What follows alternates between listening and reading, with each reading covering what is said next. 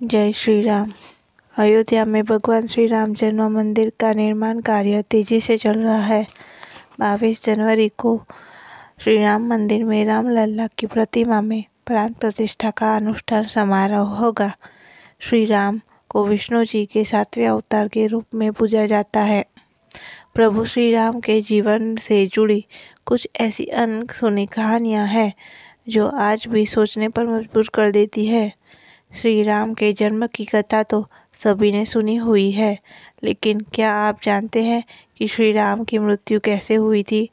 आइए जानें प्रभु श्री राम की मृत्यु से जुड़ी कथाओं के बारे में। पहली कथा के अनुसार जब सीता माता ने अपने दोनों बच्चों लव और कुश को प्रभु श्री राम को सौंपा और धरती माता में समा गई। माता सीता के जाने से प्रभु श्री राम बहुत दुखी हो गए।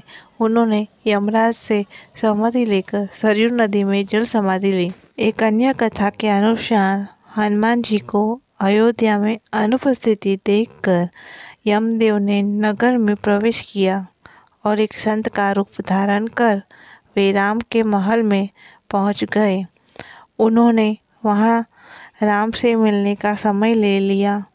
जब संत वेश में यम श्री राम से मिले तो उन्होंने दोनों के बीच की वार्ता को गुप्त रखने के लिए यह शर्त रखी कि यदि हमारे बीच कोई आएगा तो द्वारपाल को मृत्युदंड दिया जाएगा।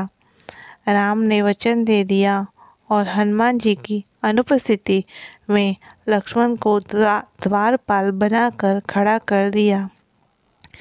तब यम ने अपने असली रूप में आकर कहा, प्रभु आपका धरती पर जीवन पूर्ण हो चुका है, अब आपको अपने लोक लौटना चाहिए। तभी इस वार्तालाप के बीच में ही द्वार पर ऋषि दुर्वासा आ गए और लक्ष्मण से अंदर जाने की जिद करने लगे, अन्यथा श्री राम को शाप देने की धमकी देने लगे। लक्ष्मण अब दुविधा में पड़ गए। आज्ञा का उल्लंघन मृत्युदंड मिलेगा और नहीं करे तो मेरे प्रभु श्री राम को शाप मिलेगा।